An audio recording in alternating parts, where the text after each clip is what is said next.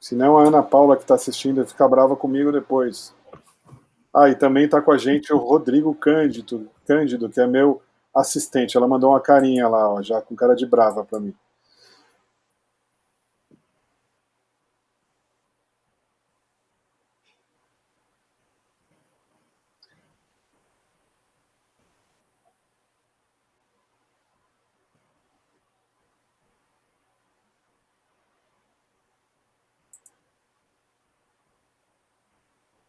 Bom, então, todo mundo vendo a introdução do curso? Sim. Legal. Sim. Então, boa noite, pessoal. Esse é a nossa inauguração do curso de arquétipos e como aplicar os arquétipos nas mídias sociais. É um curso novo que foi feito aí a pedido da São Paulo Digital School, com carinho para vocês.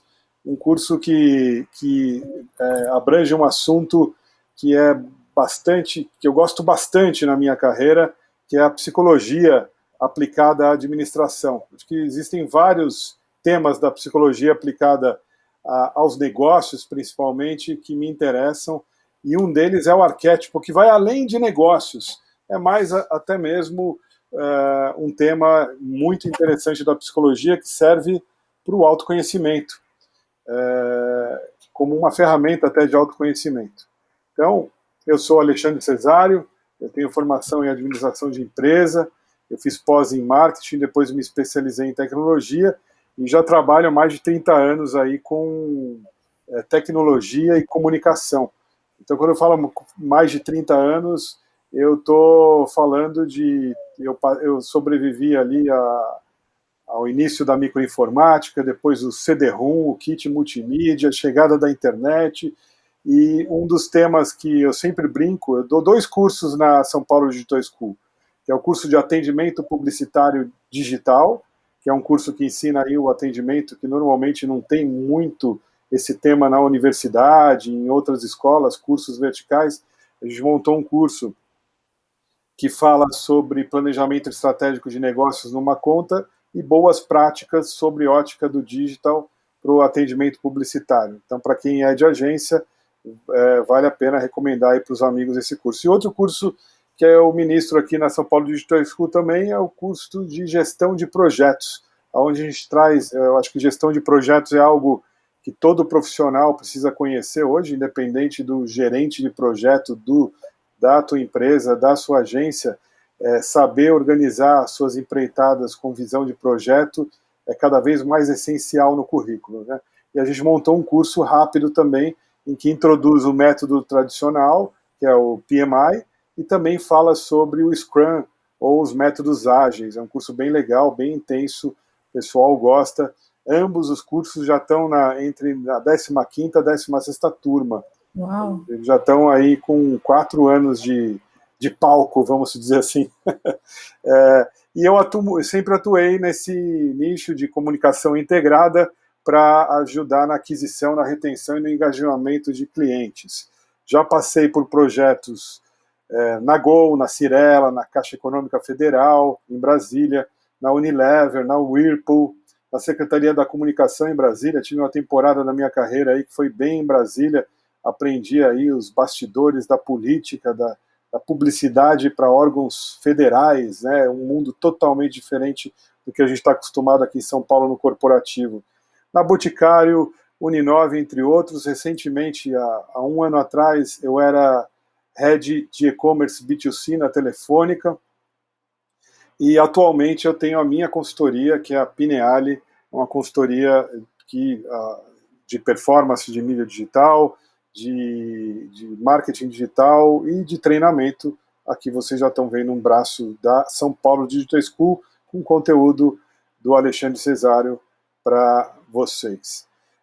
Em 2017 e 2020 eu fui vencedor aí do Prêmio Abrad São Paulo Profissional Digital na categoria de negócios. Isso foi recente, um prêmio bem bacana que aí os meus alunos, os meus clientes me homenagearam, porque é um prêmio de voto popular, né? Eu acho bem bacana nesse prêmio. E o nosso curso rápido, ele está dividido em 4 partes. A gente vai falar sobre qual que é o conceito de aplicar arquétipo em marca, o que são os arquétipos, né? Para entender o que é essa palavra arquétipo, de onde ela veio, quais são os 12 arquétipos que são comumente aplicados à marca e, na prática, como eu aplico isso normalmente nos projetos que eu planejo. Então, vamos começar. Esse conteúdo foi baseado num livro que eu acho que é o mais relevante publicado até o momento, que é o livro da Margaret Mark e da Carol Pearson, que eu recomendo, esse é um livro de cabeceira para qualquer um que trabalha com rede social, O Herói ou Fora da Lei. Alguém aqui no grupo já leu esse livro? Então, esse livro, ele teve uma primeira edição no Brasil, e há um tempo atrás você achava ele muito caro no estante virtual, mais ou menos faz 2 anos atrás saiu a segunda edição. Eu não sei se ele ainda está sendo impresso, mas eu recomendo que, acabando esse curso, procurem e comprem, porque quando teve a primeira edição e ele se esgotou, ele chegou a custar R$350 no estante virtual, né, de tamanha procura pelo livro. Eu recomendo a compra desse livro. Então, o nosso curso é baseado no livro Herói e o Fora da Lei. Vamos começar então falando de marcas, né? A marca são a nova religião dessa era que nós vivemos de consumo, baseada no consumo, desde que houve ali o final da Guerra Fria, a queda do Muro de Berlim, e que o sistema capitalista mudou, a gente começou a gerar uma cultura mais consumista, mais materialista, e por isso as marcas foram aprender com conceitos antigos. O conceito de arquétipo não é um conceito novo, é um conceito bastante antigo, e nós vamos ver por quê. As igrejas, as religiões antigas sempre usaram os arquétipos para encantar as pessoas em seus cultos. E as marcas fazem hoje a mesma coisa. Vamos entender como isso é feito. Então, as marcas fazem parte, né, hoje da nossa vida cotidiana, elas estão, desde que a gente sai de casa, no trabalho, quando a gente volta, liga a televisão, o tempo todo nós nos relacionamos com marcas, e essas marcas grandes e duradouras, como a Coca-Cola, a IBM, a Ford, o Facebook hoje, a própria Barbie, né, elas entram na cultura, no nosso dia a dia, e elas se tornam ícones para a gente. Ou seja, a Coca-Cola não é só o logotipo mais reconhecido no mundo, mas ela se torna um modo de vida, ela leva a ocidentalidade para o mundo inteiro. Então todas essas marcas, Starbucks, o McDonald's, são marcas queridas e são marcas que elas vão além do significado do produto, né? Elas se adequam ao estilo de vida, um estilo de ser. E como que elas conseguem construir isso? Aqui eu trouxe uma charge que eu achei bem interessante sobre a evolução do consumidor, né? No passado, aquele consumidor que comprava do vendedor de porta a porta, depois a televisão influenciando o consumidor através dos primeiros publicitários, que descobriram aqui os primeiros arquétipos, os personagens para as marcas, que encantavam as pessoas. Depois as marcas partiram para buscar diferenciação nos seus produtos, e hoje as marcas não querem ser mais top of mind, elas querem ser love brands. Aqui eu acabei de encontrar a marca mais legal, ela quer que o consumidor seja advogado, que ele defenda, e você percebe muito isso em rede social. A gente sempre para qualquer marca vai ter os haters, e algumas marcas, os próprios consumidores defendem quando vem um hater se manifestar nas redes sociais. Então, justamente esse momento de comunicação de duas vias, quando abriram as redes sociais e elas deram certo, elas pegaram o engajamento popular, as pessoas entraram nas redes sociais, as marcas passam a ter que aprender a se comunicar e a se humanizar nessa comunicação. Isso é importante. No início das redes sociais, a gente via as marcas se comunicando de maneira institucional, mas o consumidor ele não quer uma marca se comunicando de maneira institucional. ele quer conversar, ele quer ser ouvido também pela marca, ele quer interagir com a marca. E essa experiência que torna a marca legal, a marca querida, e torna o consumidor defensor da marca. Mas como humanizar uma marca? Como eu vou fazer para humanizar uma marca? Para que ela não apareça um prédio, né? Por exemplo, a IBM ali na 23 de maio, quem é a IBM como uma pessoa? A gente sempre vê aquelas pessoas de paletó e gravatas escuros, aqueles consultores caríssimos e assim por diante. É isso a IBM? Então, na época, quando as redes sociais começaram, e até hoje, grande parte das organizações, principalmente as grandes corporações, já entendem isso, porque são assessoradas por grandes agências de publicidades, mas as empresas grandes, médias e muitas vezes pequenas têm uma dificuldade de entender como ela faz uma comunicação humanizada, para não cair naquele negócio de pegar o calendário de feriados e de dias festivos e, além de falar dos seus próprios produtos, você só falar Feliz Dia das Mães, Feliz Dia dos Pais, agora Setembro Rosa, Outubro Amarelo, Novembro Roxo, aqueles posts guiados pela sazonalidade. A gente precisa ir além disso. A gente precisa encontrar um tom de voz que converse com o consumidor e que humanize essa conversa. Mesmo porque a gente sabe que hoje as grandes marcas, elas são muito mais do que o produto ou o serviço, ou a utilidade do produto ou do serviço que elas vendem. Elas são repositórios de características funcionais e são um significado de valor para os clientes delas. Então a gente sabe que, por exemplo, a Adidas é uma marca que é um estilo de vida. As pessoas, elas mostram os Adidas. No Brasil não tem essa cultura, mas nos Estados Unidos as pessoas se vestem inteiros de Adidas, inteiro de Nike, né? Então como conseguir esse link com o público, captar a alma do público para que ele esteja engajado com a marca, né? Então, um dos exemplos, quando a gente fala de marcas que captam essa alma do público, isto não é só feito por marcas. Conscientemente ou inconscientemente, as pessoas públicas também fazem isso, os políticos fazem isso. Então, por exemplo, a Lady Di, a princesa Diana, que casou com o príncipe Charles, em sua vida e em sua morte, ela foi uma das celebridades que mais ocupou os jornais, as televisões, os rádios, a sua história, justamente porque as pessoas elas têm no inconsciente essa forma de se encantar por fábulas.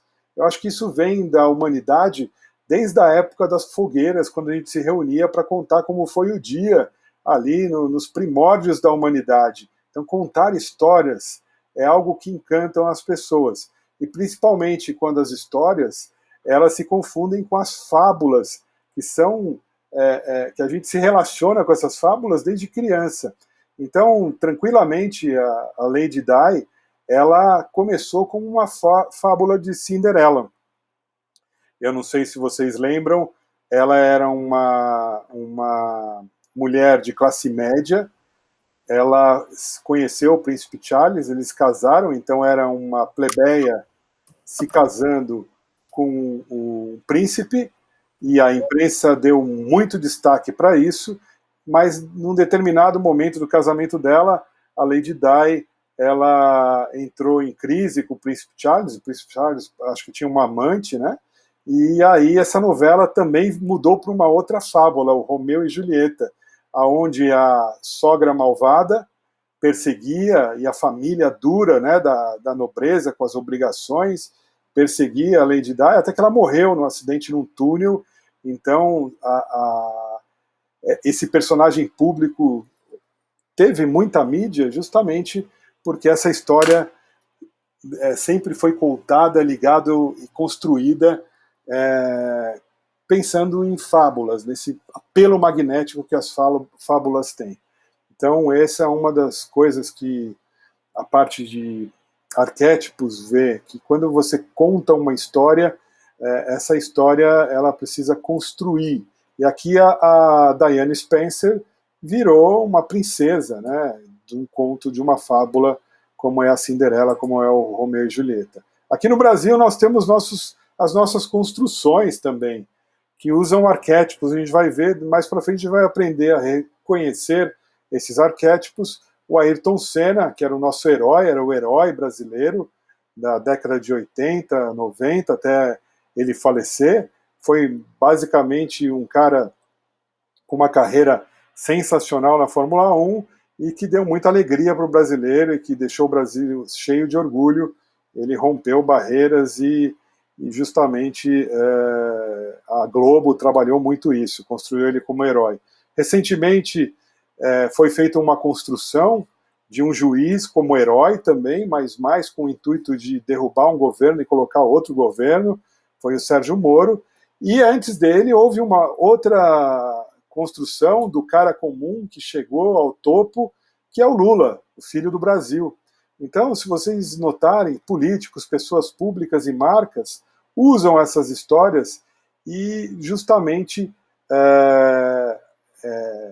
ancoram essas imagens, nem sempre por plano da pessoa pública em si, muitas vezes é uma construção da mídia, mas existem muitas pessoas que constroem isso também, que conseguem gerar uma empatia e gerar um resultado muito grande em algumas pessoas. Lembrando que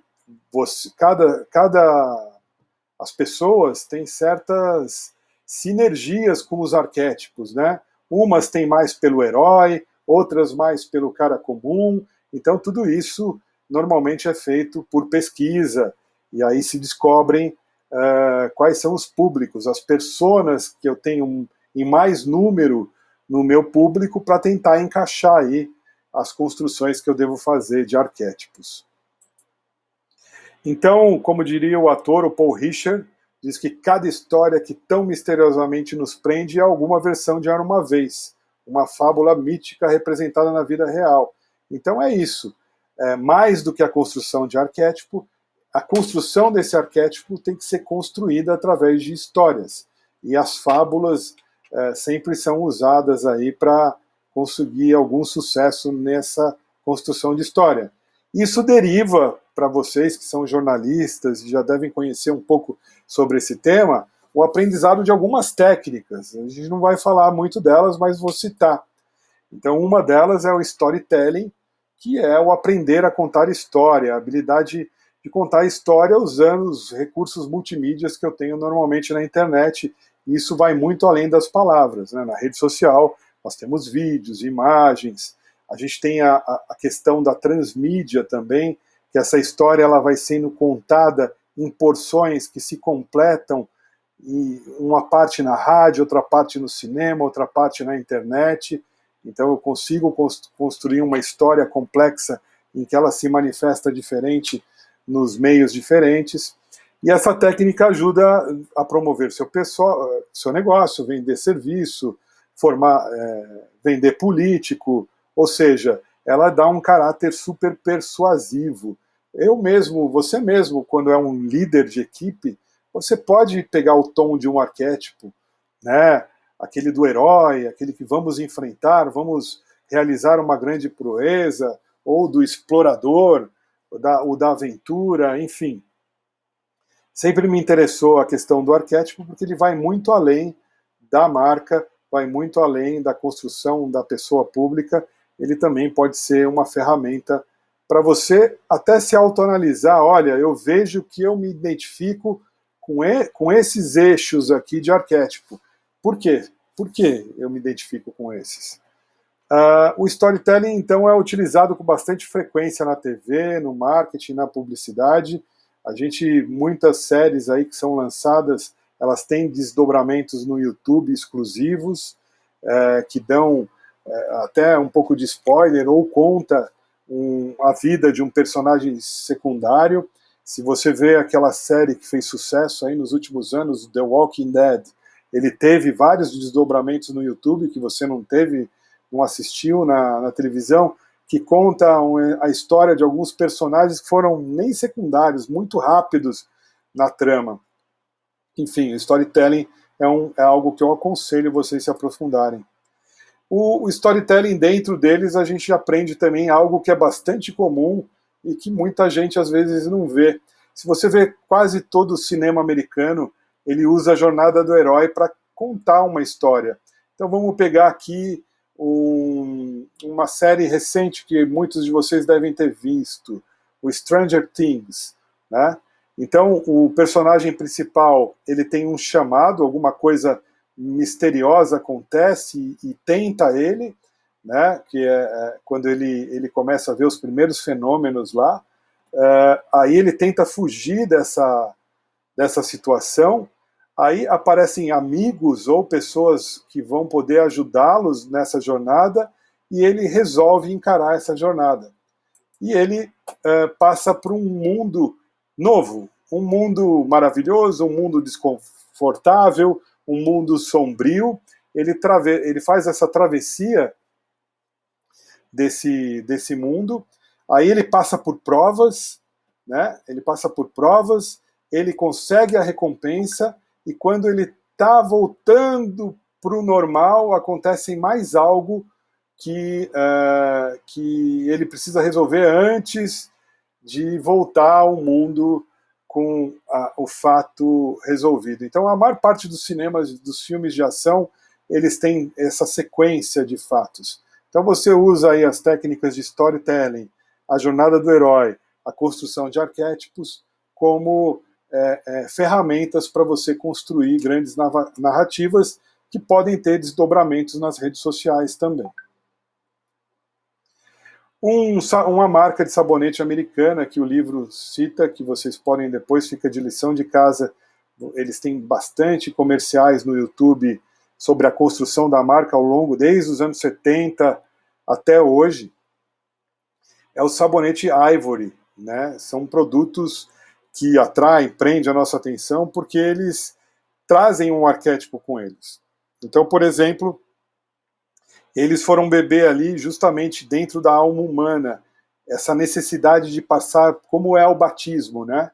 Essa necessidade de passar por rituais de purificação, e que esses rituais, eles significam mais do que uma limpeza física. É uma limpeza profunda, espiritual, que vai nos remover o pecado, a vergonha, né?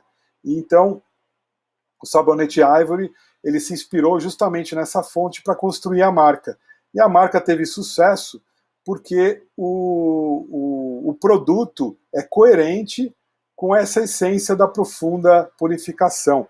Então, eles conseguiram colar no subconsciente dos consumidores que eu estou mais que usando um sabonete, eu estou me limpando por dentro e por fora com a narrativa dos comerciais e que eles construíram ao longo da criação da marca.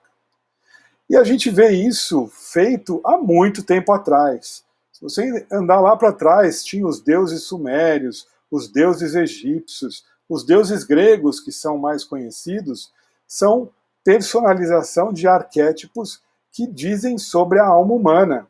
Então, se você pega Afrodite, que todos mais conhecem aí, da sensualidade, o Ares, o deus da guerra, e assim o Poseidon, o deus do mar ligado aos sentimentos profundos. Ou seja, você, através da relação com esses deuses na época, você era capaz de despertar forças interiores. Hoje, o Ares seria para a gente o São Jorge, ou o Ogum, né, do candomblé e da Umbanda. Aliás, os arquétipos são muito utilizados nas religiões atuais, com os santos, com os orixás, e tudo que a gente conhece. Então, o São Jorge, o Ogum, o Ares, são arquétipos que, quando trazido para dentro, eles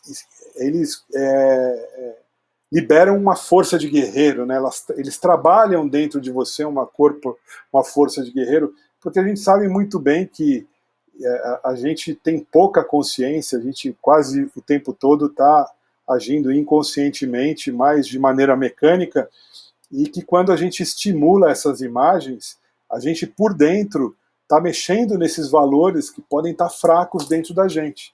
Isso é muito comum ver, e isso é um interesse que eu tenho pessoal muito grande em estudo. Os próprios orixás, Eu fui estudar os orixás e o porquê deles justamente para entender os milagres que acontecem ali, né? Então você pega aí os conhecidos, que a gente pula sete ondinhas, Iemanjá, por exemplo, ela assim, por que ela é a rainha do mar? Ela é um sentimento feminino, ela está ligada à grande mãe, e a água está ligada a sentimentos. Então é aquela que vai te prover de sentimentos de amor, que vai cuidar de você, é uma energia, e é a energia maternal. Tanto o homem quanto a mulher, eles têm a energia maternal. Assim como tanto o homem quanto a mulher têm um Ogum interno, que é a energia do guerreiro, da guerreira, da Yansan, assim por diante. Então, quando você chega numa consulta numa religião afrodescendente, as pessoas têm uma sensibilidade para olhar, olha, essa pessoa precisa trabalhar aquela energia do guerreiro, ou não, ela precisa suavizar o caminhar dela com a energia da grande mãe do mar em Iemanjá, e aí se introduz esses arquétipos em rituais, assim por diante. E as marcas estão aprendendo a fazer isso também de uma forma ou de outra. A Nike já pegou das religiões antigas da Grécia, isso é bastante interessante, eu não sei se vocês conheciam, mas a deusa Nice, do grego Nixins, Romanis, né? Nike, Nike, ou a deusa da vitória. Ela é uma deusa grega que personifica a vitória, força, velocidade, e ela é representada por uma mulher alada. Vocês sabiam que o logo da Nike é justamente a curvinha da asa de uma deusa romana? Os romanos designaram o nome de Vitória para Nice, e Nice também pode representar asas. Então já estava pronta a campanha, eles já pegaram um arquétipo existente na uma deidade grega, no panteão grego, e trouxeram para uma marca esses valores, né, de vitória, de herói. Enfim, não importa o que a tua empresa fizer em relação à operação, em relação a investimento em comunicação visual, distribuição, tecnologia, transformação digital, né? Tudo que vocês fizerem, os concorrentes de vocês vão sempre conseguir imitar. E aí você tem dois caminhos para escapar disso. Ou você abaixa o teu preço, e a gente sabe que a gente está numa época que a gente está saindo da era industrial e está indo para a era da informação, e da inovação, né, principalmente da informação, da transformação digital. A gente vê as startups, as empresas investindo em laboratórios de inovação justamente para sair do lugar comum. E uma das coisas que a gente esquece é que atribuir significado à marca é um dos investimentos mais importantes, pessoal. Quem trabalha com mídia performance sabe, as empresas elas teimam em ficar naquele dia a dia do CPI de fundo de funil, né? Para quem está entrando no marketing digital, o CPI de fundo de funil é quando você compra anúncios só no Google AdWords para capturar aquela demanda que já existe. Então, e porque é mais barato. Eu sei quanto. É mais ou menos que nem investir numa aplicação de renda fixa, né? Eu sei mais ou menos o CPI de retorno, e aí eu ponho o meu dinheiro e eu vou pedir para o time entregar naquele CPI. Mas aí, de repente, o CPI começa a subir, eu começo a ver que não tem demanda. Por que não tem demanda? Porque não existe construção de marca. E para a construção de marca, a gente precisa dar significado aos produtos, mais do que investir no topo de funil, que são as mídias como televisão, rádio, YouTube, as mídias que levam mensagens maiores, para eu criar novos públicos. Ok? Então aqui grandes marcas, eu fui pesquisar lá para vocês as 10 marcas mais valiosas do mundo em 2020. A primeira foi a Amazon, com 220 bilhões de dólares custa essa marca, e segundo o Google, Apple, Microsoft, Samsung, todas empresas ligadas à economia digital, né? Depois vem essa ICBC, que eu não sei quem são, o Facebook, Walmart e duas empresas chinesas, Huawei aqui já chegando junto, né, como 10ª marca. Então, por que essas marcas elas estão se tornando valiosas? Não só pelas características, inovadoras pelo que elas trazem, mas é porque elas trazem significados poderosos que foram construídos ao longo da trajetória, né? Então a Amazon, ela é pioneira no e-commerce, no marketplace, ela surpreendeu o mundo quando todo mundo estava correndo atrás dela no e-commerce, no mundo físico. Ela começou a criar a nova experiência do mundo físico, num supermercado que você entra, se auto-atende e sai sem passar pelo caixa. Não sei se vocês viram esse case da Amazon. Enfim, existe toda uma construção para cada uma dessas marcas que faz parte do sucesso delas.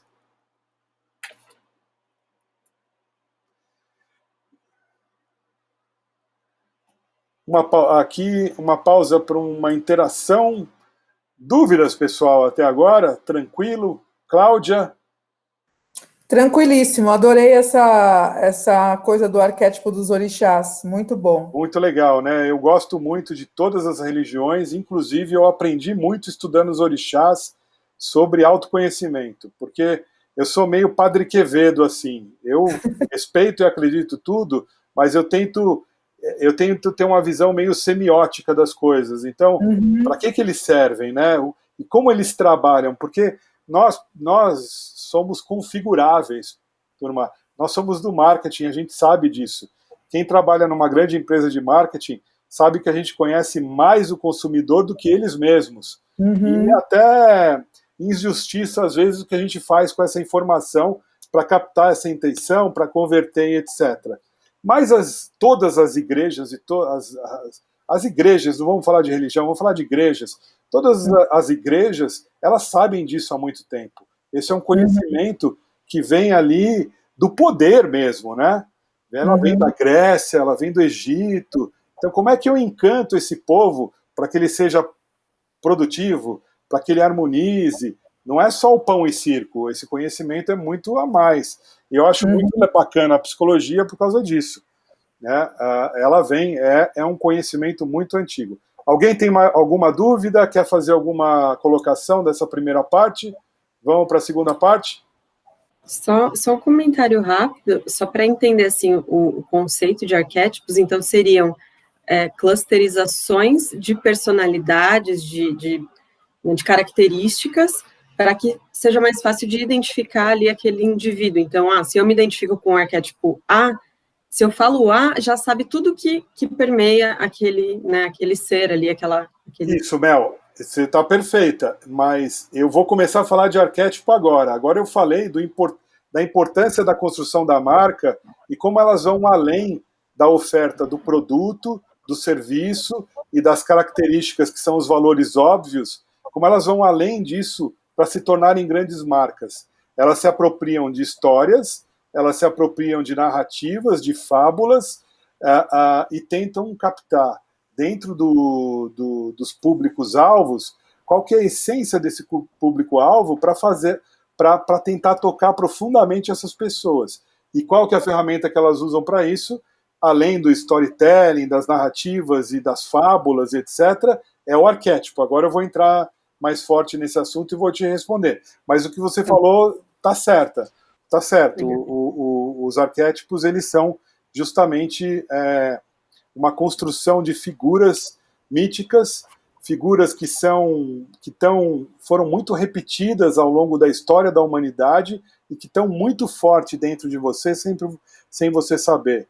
Então, por exemplo, o herói, né? Quando a gente fala do São Jorge, do Ogum, quando a gente fala lá do Hades, essa figura do herói, ela é interiorizada em todo mundo. É até muito engraçado, porque as terapias atuais, elas tentam usar a hipnose para ressignificar os nossos passados, né?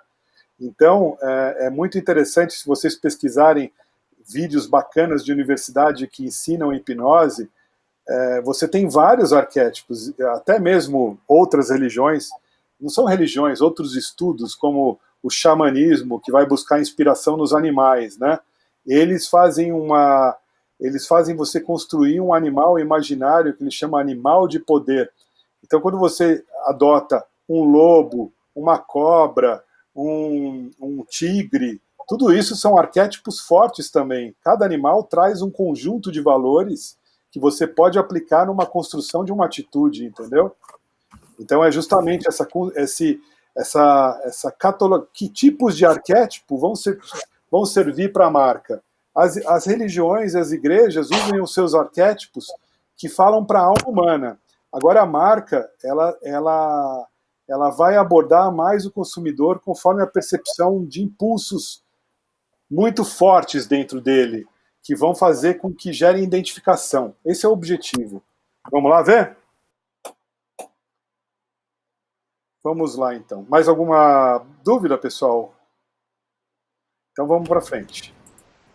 Eu só queria fazer um comentário, Alexandre, que estou adorando a tua abordagem, né, em trazer esse aspecto de arquétipos também dos deuses, né?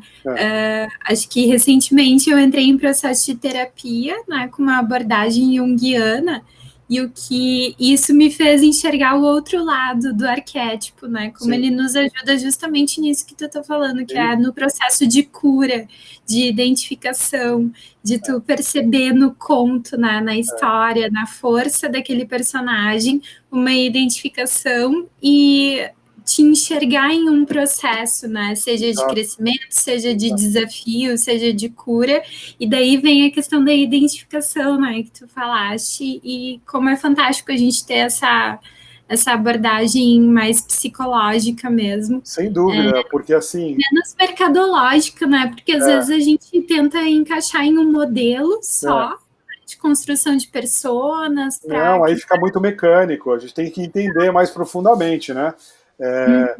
Isso é um estudo antigo. Eu acho que assim, nós somos pessoas que a gente se acha consciente, mas nós somos pessoas inconscientes. A maior parte do tempo a gente é mecânico e reativo. A gente é consciente. Quando eu falo ser consciente, é você, olha, hoje você vai manter a calma e vai se manter centrado. E vão aparecer pessoas que vão te provocar, você não pode sair da linha. Então, o dia que eu te der esse ponto de atenção, você vai se esforçar para estar consciente. Mas normalmente a gente sai desse ponto e a gente cai numa inconsciência. Quando a gente entra em casa e relaxa no sofá e liga a televisão, aí você está mais inconsciente ainda. Você está acordado só com o olho aberto, você já está num mundo de ilusão, de sonho, e que o comercial entra dentro da tua casa. Por isso que a televisão põe sempre o Faustão no domingo, põe sempre o mesmo apresentador, para ele se tornar íntimo e para você não ter resistência. E aí as mensagens, e você vai sendo configurado. Você foi configurado pela escola, você foi configurado pelos seus pais, você foi configurada pela universidade, pelas ideologias que você teve simpatia, e você nunca parou para pensar se isso te serve ou isso não te serve. Então, normalmente, quando a gente vai entrando ali na meia-idade, a gente começa a questionar, pô, será que isso, tudo que me configuraram é o que me faz feliz, tem a ver comigo? Então, por isso que eu falo que o arquétipo, ele também é um grande exercício, não só de ganhar dinheiro, mas também para vocês usarem, para vocês se modificarem ou para vocês se conhecerem melhor. Né? Então, quando eu falo como você se modifica? Adotando os valores do arquétipo. Então, quando você põe... Eu normalmente faço isso, eu quero trabalhar... como eu descobri isso, eu tenho uma estátua aqui do meu lado, linda, quer ver? Ó? Vou mostrar para vocês. Esse é um grande arquétipo.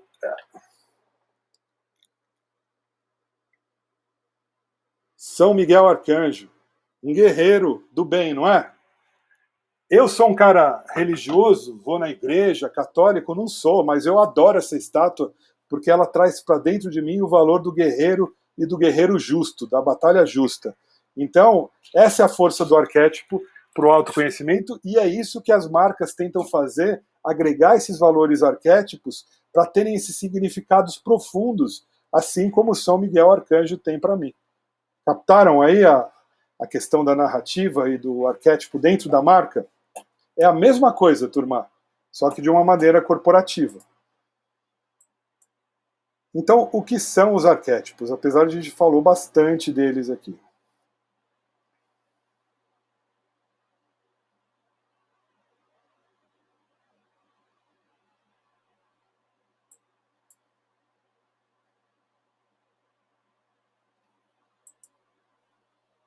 Vamos, telinha.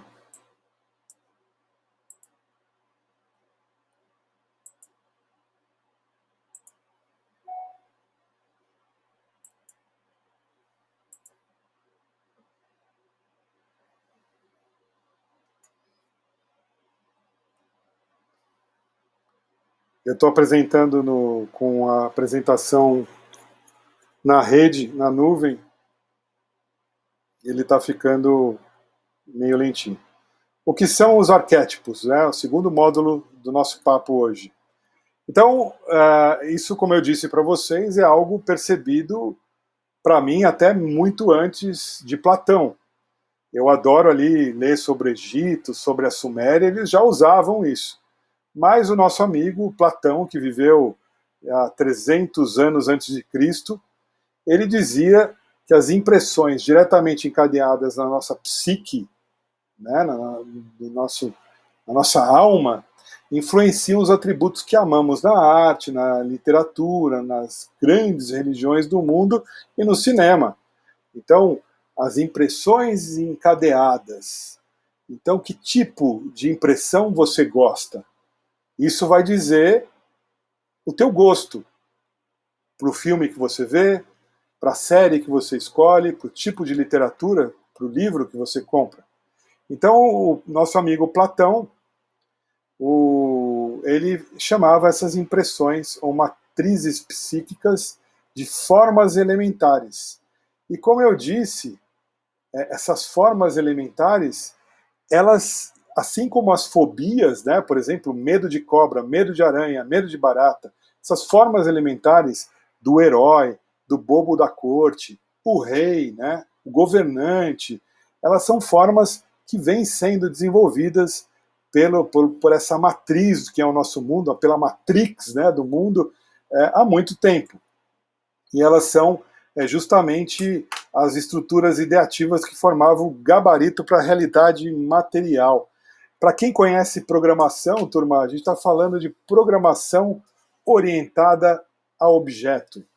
Né? A programação orientada a objeto, para vocês entenderem, você primeiro define um código que se chama árvore. Então esse é o código básico da árvore. Então qual que é o conceito de árvore? Uma árvore tem um tronco, tem os galhos, tem as folhas, é isso. Tá legal. Agora vamos pegar esse objeto e vamos transformar essa árvore numa macieira, num chorão, numa seringueira. Então você atribui características àquele objeto principal. Então esse gabarito de formas elementares, ele chamava primeiro de justamente formas elementares, né? Aí vem o Jung, que é contemporâneo do Freud, mas ele deu uma guinada para o Oriente, ele foi olhar para o taoísmo, para as coisas das civilizações antigas, e aí ele traz algumas coisas que para a gente até parecem místicas, mas não são. Ele traz esse olhar secular, esse aprendizado que vem de muito longe para o dia a dia. Mas aí ele batizou, ele foi o pai da palavra arquétipos, que são esses conjuntos de imagem primordiais. Ele está falando aqui exatamente a mesma coisa que o Platão, de formas elementares. Então, originada justamente, como eu disse, de repetições progressivas de uma mesma experiência durante muitas gerações, armazenada no inconsciente coletivo. Então, essas figuras não são só suas, essas figuras são de todos. Eles estão realmente na matrix coletiva do entendimento básico, né, das pessoas. E olha que bacana que ele descobriu que, olha, a gente tem que olhar para isso.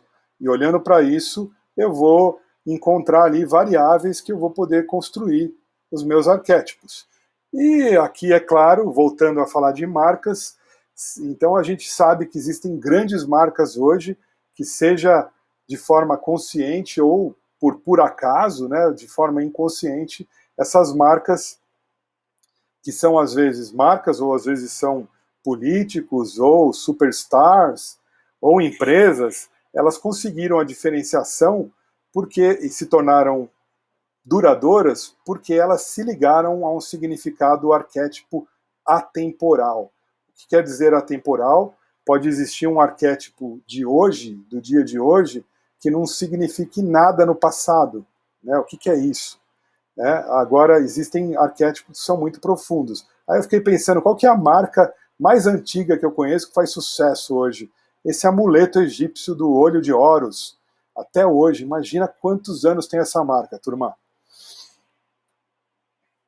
E aí, quais são os 12 arquétipos?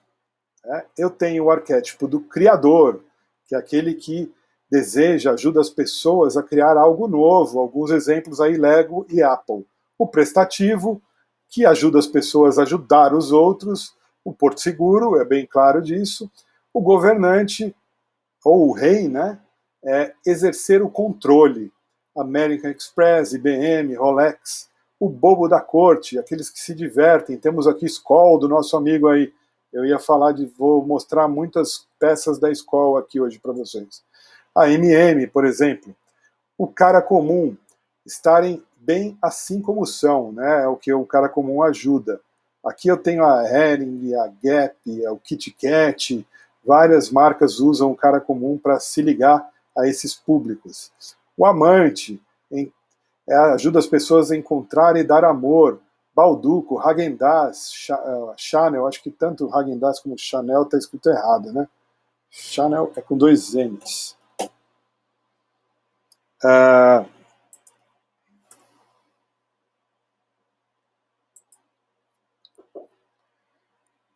O herói, a Nike,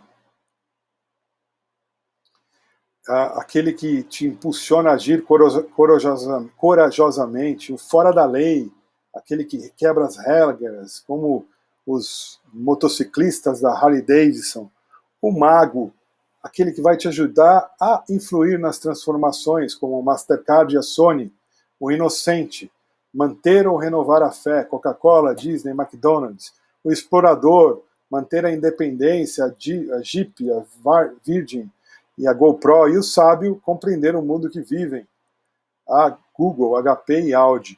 Então, dentro do livro, os 12 arquétipos que mais são utilizados para a marca são esses amiguinhos aqui. Isso não quer dizer que uma marca tenha que optar por um ou por outro.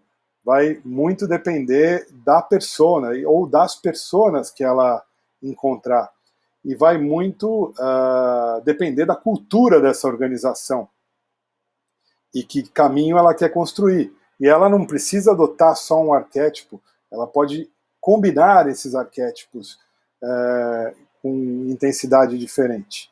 Então, por exemplo, um produto com identidade arquétipa, ele sempre vai falar diretamente com o consumidor profundamente, né?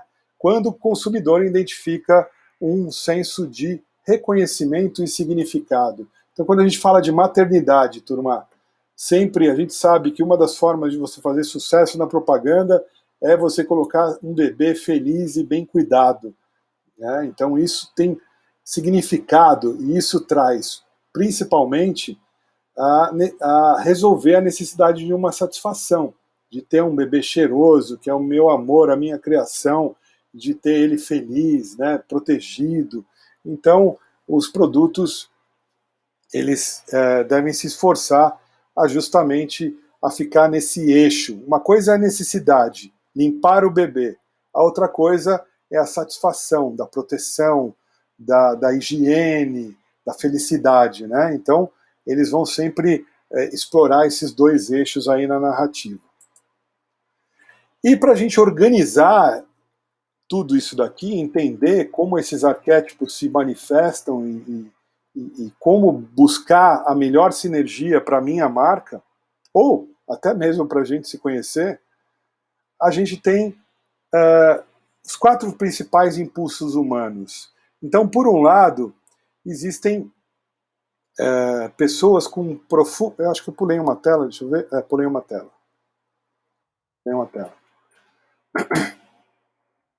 A gente sabe que a gente vive num universo que uma das características do nosso universo é o equilíbrio. E que existem forças positivas, negativas, o masculino, o feminino, a gente tem aí o quente, o frio, a gente tem essa dualidade do nosso universo que gera até as principais questões que nos afundam e que nos empurram para frente, né? É justamente com essa dualidade, lidando com a dualidade, que eu descubro muito sobre as coisas e sobre mim mesmo. As grandes religiões também já sabem disso há muito tempo. Por acaso, o Pai, o Filho e o Espírito Santo é o positivo, o negativo e o equilibrante, as três forças básicas. No curso de atendimento publicitário digital, eu ensino justamente a gente identificar essas forças para desenvolver liderança. De você diagnosticar uma reunião, ou a sua equipe ou o seu cliente, para você adotar uma atitude, um plano correto aí para fazer as pessoas andarem para frente. Mas aqui a dualidade, ela se manifesta para a gente nessa matriz. Então, de um lado, eu tenho as pessoas que buscam estabilidade e, de outro lado, as pessoas que buscam maestria, se superar, que buscam o novo, né? E eu também tenho um eixo das pessoas que são mais individualistas, que buscam independência, e as pessoas mais coletivas. Então, justamente quando a gente olha para isso, a gente começa a se perguntar até onde nós estamos nesse eixo. E aqui a pergunta é: onde a minha marca deveria estar nesse eixo para conversar com as personas que eu identifiquei? Então a vida ela vai exigindo uma grande negociação, e isso traz a maturidade ao longo da nossa vivência com esses polos, e assim deve ser para a organização também. Quando a gente sacrifica uma ponta em relação à outra, existe sempre a tendência do nosso subconsciente buscar o equilíbrio. A gente pode ver aí na história das nossas relações, sempre que a gente tem vamos falar, a gente teve um namorado, uma namorada muito mais ousado, depois que a gente acabou aquela relação, a gente vai para um namorado, para uma namorada mais equilibrado, mais seguro. Então a gente vai como que chama? A psicologia chama de... Não, nas universidades americanas a gente tem aquele discurso, né, da tese, da antítese e do resultado final, do equilíbrio. Então a vida é sempre cheia dessas questões. E com a maturidade a gente vai aprendendo a lidar com elas. E aqui a gente vai usar essa matriz psicológica para humanizar a marca também. Então, essa é justamente uma das razões da crise de meia-idade, onde as pessoas saíram numa posição de equilíbrio, né? E agora alguma parte delas, que foi reprimida durante uma fase da vida, ela passa a buscar impressão, então ela muda de eixo. Ela estava aqui em pertença e estabilidade, e depois que ela ganha a maturidade, ela tenta buscar justamente um caminho diferente, independência e maestria, né? Mas vamos ver um pouquinho mais o que é a maestria e a estabilidade. Então existem pessoas que têm essa necessidade profunda de segurança e estabilidade na vida dela, que buscam um emprego CLT, buscam fazer o pé de meia, o tempo todo elas estão preocupadas em manter o controle das coisas, né, a estabilidade das coisas. Então existe um grupo de pessoas, uma grande parte das pessoas, que estão polarizadas nesse eixo. E do outro lado, eu tenho as pessoas que têm a ambição e o desejo de se superar, de inovar, de buscar o diferente, de fazer uma viagem diferente, de estar numa atividade, numa startup, de empreender, e que eu faço a minha segurança, eu não preciso dessa segurança dessa empresa. Enfim, existem esses dois impulsos humanos que dividem aí as pessoas em dois grandes grupos. Os que buscam a estabilidade e os que buscam a maestria, né? E de outro lado, eu tenho outros grupos também. Aqueles que são mais coletivos e aqueles que são mais ligados ao ego, mais independentes, né, que gostam de caminhar sozinho. Aqui os independentes são mais os pragmáticos e os de pertença são os mais afáveis, né? Aqui do lado de independência eu tenho os analíticos também, e do outro lado eu tenho os expressivos. Ou seja, de um lado eu tenho aqueles que querem pertencer a um grupo e ser apreciado por esse grupo, E do outro lado, eu tenho aqueles que desejam a individualização, a exclusividade. Aí a minha pergunta para vocês é: quem são vocês nesse eixo? Quem são vocês, turma? Vamos voltar aqui para a interação. Espera aí.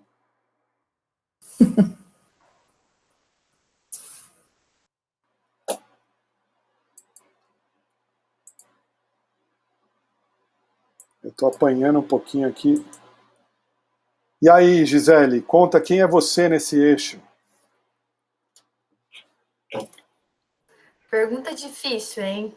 Não precisa responder. Não, mas Diga. Não sei, mas eu acho que eu me vejo em alguns eixos. É curioso isso, né? Ou ao longo de algum tempo. A gente pode mudar, a gente pode mudar. Mas uma das coisas que acho que é um exercício bom é perguntar: uma marca me pegaria por qual desses eixos, né? Eu acho que essa é uma pergunta boa. E até aproveitando o Daniel falou que trabalha com a Skol, né, Daniel? Vamos ver se você acerta. Onde está a Skol? Se a gente for classificar a Skol, ela fala para as pessoas que estão em que parte desse eixo? As que são mais coletivas e que são mais buscam a maestria, ou as que são coletivas e buscam a estabilidade? Aonde você chuta aí? Mas pela maestria, por conta até da história da escola, de ser um pouco mais inovadora, e busca a inovação como um todo, e coletividade, não só por ser escola, mas tem bebida alcoólica como um todo. E acho que a categoria de bebida alcoólica abraça muito isso, e vende muito isso, o coletivo. Legal. Briga, vamos ver o que eu achei aí, né? A gente pode discordar, mas foi o meu entendimento. E Caroline, fala você quer falar de você ou de uma marca? Vou te dar a opção. Difícil, mas eu acho que falando de mim, acho que até pelo momento da carreira também, acho que buscar mais estabilidade, né? Por estar começando, terminando a faculdade, acho que quem está nesse momento busca muito por uma estabilidade de início de carreira para depois tentar ser mais livre. Então você está no momento, vamos chamar assim, até de Maslow, né? De estabilidade e pertença. Você luta por fazer parte de grupos. Então, uma marca que tivesse essa abordagem ia te pegar na curva muito mais nesse momento da tua vida, né? Esse é o raciocínio, tá, turma? É isso que a gente tem que começar. Olha pra gente, olha pra marca, porque, na verdade, o exercício que vocês vão ter que fazer é imaginar as personas, que é um resumo de como... não é mais target, né? As personas são um ajuste fino do target que públicos têm dentro do seu target. Afinal, aqui a maioria é mulher. Se eu falar que vocês são mulheres entre 25 e 45 anos, eu estou sendo legal ou não com vocês? Né? Um target, normalmente, ele faz isso, né? Ele dá um tiro de espingarda de sal, assim, ó, pá! Quem pegar, pegou. Então, a persona não. A persona, eu falo da mulher de 35 anos, que é independente, que é mãe solteira, que cria 2 filhos, que não tem tempo de estudar e que precisa fazer um EAD em casa à noite. É isso, eu vou nesse detalhe da persona, para eu tentar acertar uma comunicação, porque eu identifiquei em pesquisa que eu tenho esse público dentro dos meus clientes, do meu CRM. Entenderam até aqui? Vamos para frente? Ok.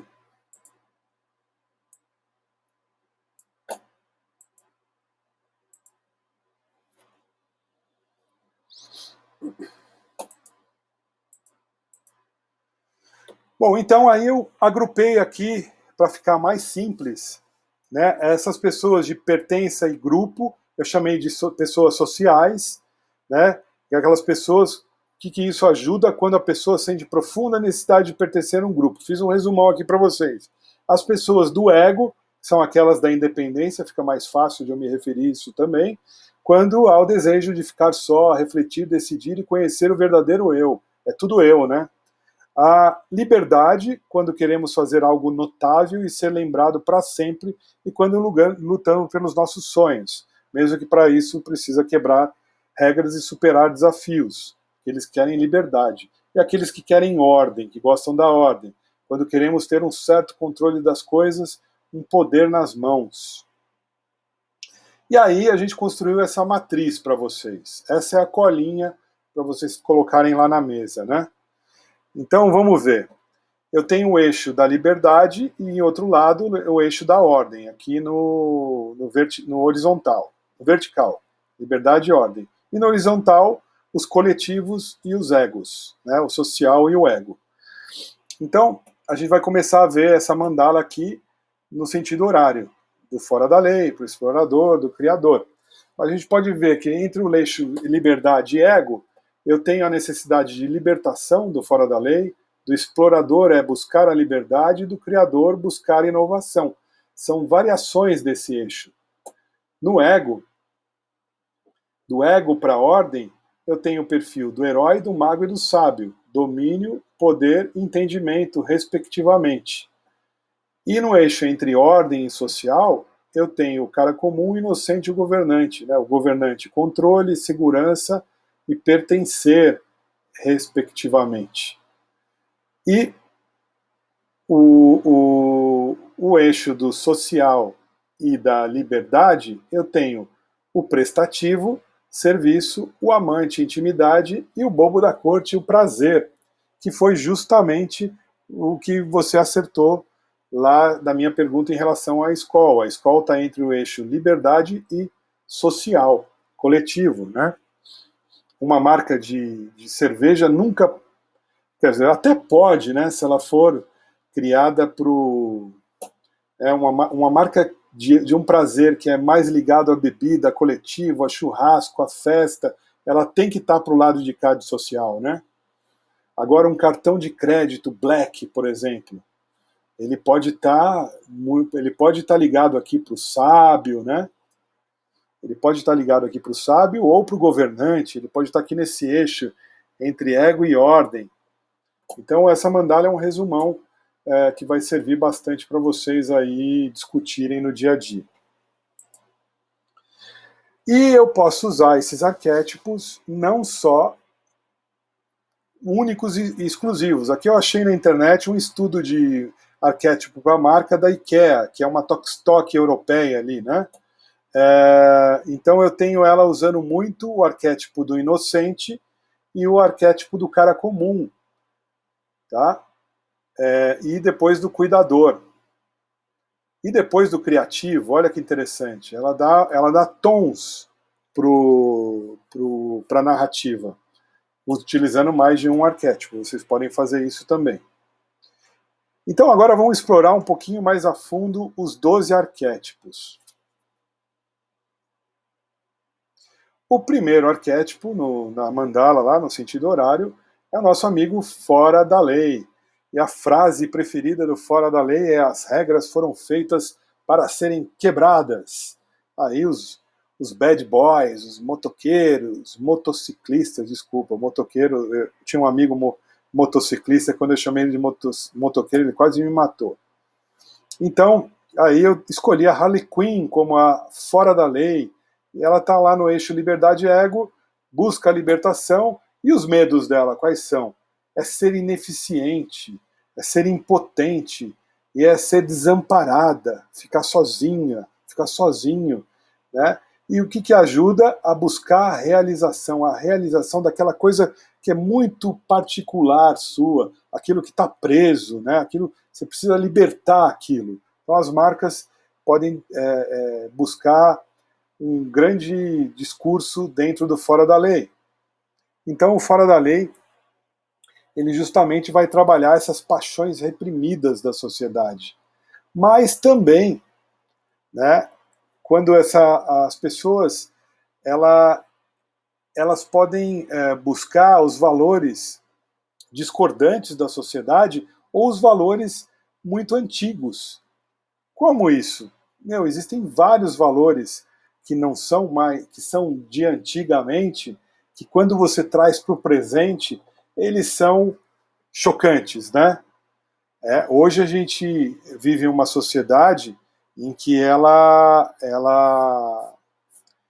está sendo pautada pelo politicamente correto, por exemplo. Mas há 15 anos atrás, 20 anos atrás, na minha época de adolescente, nos anos 80, o politicamente incorreto era o que pegava. Então vamos, por exemplo, trazer um programa hoje dos Trapalhões, do Renato Aragão, do Mussum. Alguém abriu o microfone aí, tá dando... Fecha, por favor. Então, esses programas antigos, esses valores antigos, eles podem ser trazidos para hoje dentro do discurso de um fora da lei também, né? Tanto o revolucionário quanto aquilo que rompe limite, os valores discordantes em comum da sociedade, e aqueles valores que não são mais praticados e você quer trazer e fazer com que eles voltem, podem ser coisas exploradas pelo arquétipo do fora da lei. Alguns exemplos que eu achei aqui para vocês. A Diesel sempre explorou muito o fora da lei. Então essa propaganda aqui que diz: o inteligente pode ter o cérebro, mas o estúpido tem as bolas, né? Em balls, expressão americana, quer dizer coragem, né? É aqui um exemplo típico de um uso de fora da lei, de rompendo uma regra, e a propaganda fala: be stupid, né? Diesel, rompa a barreira. Aqui a Harley Davidson é uma que usa bastante o arquétipo do fora da lei. Então a propaganda diz: faz isto, faz aquilo, não faça isso, blá, blá, blá, blá. Tipo, eu estou um pouco me ferrando para o que você está mandando, eu faço o que eu quiser, certo? E aqui, resgatando o antigo valor do mafioso, do machão, e etc., em nome do pai, aquela coisa, né? O Dom Patrone, que é uma rede de fast food brasileira, foi buscar e trazer para dentro, literalmente, o padrão do costume antigo do fora da lei também para dentro da marca deles. E aí eu fui buscar também um post para vocês. Ali na Harley Davidson fica como exemplo para vocês explorarem uma marca que busca o fora da lei. Então, na narrativa, ela tem um post lá em que ela fala das corridas de flat track, que estão representadas no DNA da Harley Davidson desde o começo de seus 117 anos de história. Elas representam o espírito aventureiro e a liberdade que a marca sempre acreditou. Então, se vocês analisarem os posts da Harley Davidson, eles trazem o valor do fora da lei. Com o preço da Harley Davidson aqui no Brasil, acho que ele tem que ser um pouquinho... ter um governante aqui, né, junto. Enfim, ela traz essa coisa de romper, de vamos passear, vamos quebrar a semana, ao invés de ir de carro para o trabalho, tire a sua Harley Davidson da garagem e sinta o vento no seu rosto, quebra a rotina, né? O segundo arquétipo é o explorador. A frase do explorador é: não levante cercas à minha volta. As pessoas aí, o Indiana Jones como grande explorador, aquele professor de história que não se contenta em dar aulas, ele vai para a caça do tesouro. O que ele quer? Ele quer liberdade, ele quer aventura, né? Ele também tem os mesmos medos do fora da lei, que é ineficácia, impotência e desamparo, e ele quer sempre se realizar, né? Lembrando que a gente está falando no eixo de liberdade do ego. Então é para mim o benefício, eu quero esse benefício para mim. O que você está oferecendo que vai me ajudar a ter uma sensação de novidade, né, de liberdade, de diferença, né? Então o explorador, ele quer conquistar o mundo, ele quer conhecer coisas novas, quer ter experiência nova, ele quer ir para aquele resort como que chama, nas Maldivas, que fica a casinha no meio do mar. Ele quer ir para um hotel feito de gelo, ele quer ir para o Polo Sul, né, de navio. Então, nesse processo, ele está buscando justamente se testar aos seus limites e conhecer a si mesmo. E sempre ele vai optar por algo que seja exclusivo, que faça-o sentir diferente dos outros. Enfim, no marketing, para você criar uma marca com esse aspecto, você precisa conhecer a história do explorador e imaginar como, por exemplo, seria se sentir aprisionado ou reprimido e desejar mais estímulo, agitação e aventura. E hoje, com a vida moderna, né, turma, eu acho que é fácil até a gente fazer isso. Eu vejo aí até o sucesso de coisas perto de São Paulo, que produzem vivências e dinâmicas ultimamente, que fazem com que as pessoas busquem um final de semana que quebre o normal. Sucesso aí das festas no interior também. Então, tudo que estimula agitação e aventura. Os clubes de trilha, né? E a gente tem aqui uma das principais marcas que trabalha isso, e esse texto está perfeito para a gente entender, é a Jeep. Olha lá como ela explora bem esse arquétipo. Você é único, trabalhando o ego. Assim como cada aventura que você vai passar, os sonhos que você vai realizar e os planos que vai tirar do papel. Né? Cada experiência vale muito e os caminhos são inúmeros. A sua história é só sua e ninguém pode apagar. Escolha a marca que você vai deixar no mundo e desbrave uma nova rota até ela todos os dias. Histórias únicas podem uma marca única que preze pela liberdade, aventura e paixão. É isso que faz a Jeep ter uma grande história e ao seu lado continuar trilhando novos caminhos. Turma, tá perfeito, né? Isso que a gente falou aqui, ó, liberdade, a realização pessoal, tudo que o manual manda, eles usaram perfeitamente. Isso me diferencia dos outros indivíduos. Esse final de semana, eu peguei o meu Jeep, fui fazer uma trilha, voltei cheio de barro, olha que legal. Você fez o quê? Foi no cinema e no shopping? É isso que esse consumidor quer. Então aqui até posts que eles fizeram, né? Go where regrets can flow, justamente cards com esse valor, né? De ir em lugares que só você foi. Aqui eu tenho um post da Jeep que eu fui buscar agora na rede deles, na rede social antes do curso. Então aqui é um post bacana, simples, o cara com o carro Jeep, com a cabaninha, sozinho. Olha como é ego, turma. Depois que a gente aprende o arquétipo, fica muito fácil entender esse post, né? Ele ali fazendo o churrasquinho dele, sozinho, acampando, sozinho, escrito, com a natureza. O Criador, se puder ser imaginado, poderá ser criado. É a frase do Criador. Então aqui o nosso professor Pardal dizendo que o Criador ele busca inovar, ele é um pouco diferente do explorador fora da lei. Um quer a libertação, o outro quer a liberdade, que é até bastante diferente, e esse quer ser diferente naquilo que ele faz, ele é um inovador, ele é o Criador. Né? O Criador, ele justamente quer estar envolvido com algo novo, ele quer inovar, ele quer ser diferente através dessa novidade. Ele é aquele cara que compra os produtos ali de tecnologia, é o early adopter que a gente chama, né? Caso contrário, se ele ficar no mesmo, sempre fazendo a mesma coisa ou consumindo a mesma coisa, ele sufoca, ele testa novos produtos, ele gosta de novidades. Esse é o Criador. As pessoas que escapam do estresse cotidiano aplicando a criatividade em suas dificuldades. Então, usando justamente a criatividade, fazer diferente, como válvula de escape. Através de arte, música, atividades manuais, na cozinha, olha que legal, para esse arquétipo para alimentação.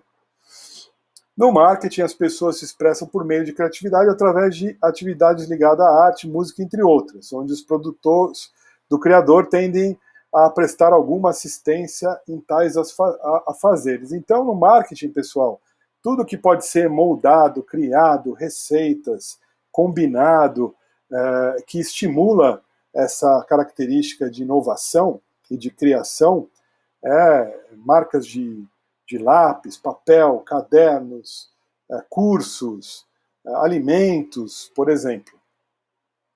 Então, até aqui ele está falando no livro, muitos produtos caros, como móveis, esculturas, tapetes, são negociados recorrendo ao arquétipo do criador. Ele diz aqui que também você pode exaltar quem foi o criador, o designer, o chefe, o artista, normalmente a indústria imobiliária quando uma Cirela, por exemplo, ela traz aspectos de quem foi o arquiteto que criou a planta daquele apartamento de alto padrão. Então, brinquedos. O Lego, ele traz justamente uma resposta a essa necessidade de criar. Então, porque nem todos podemos ser engenheiros. A gente sabe que tem muitas crianças que gostam de Lego, mas existem muitos marmanjos que colecionam Lego e que usam isso, que consomem e se relacionam com essa marca. Aqui tem os comerciais do Lego. Como eu disse, o storytelling não é só texto, ele é ideia, ele é criativo também. Então, o Darth Vader fazendo churrasco para Princesa Leia tomando sol. Excelente essa daqui.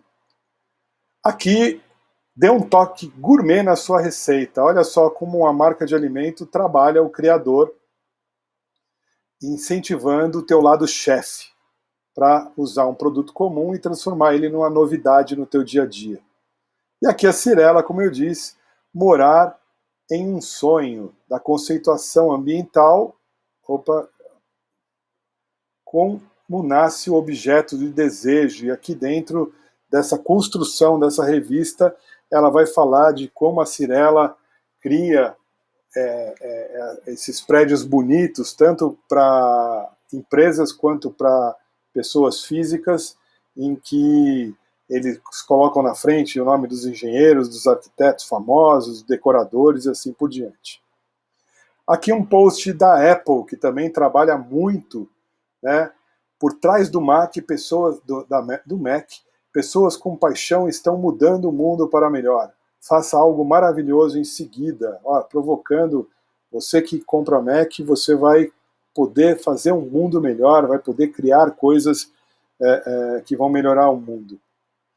Então esse é o nosso arquétipo do criador, certo? Agora vamos para o próximo ali, que é o arquétipo do herói. Então, onde há vontade, há um caminho.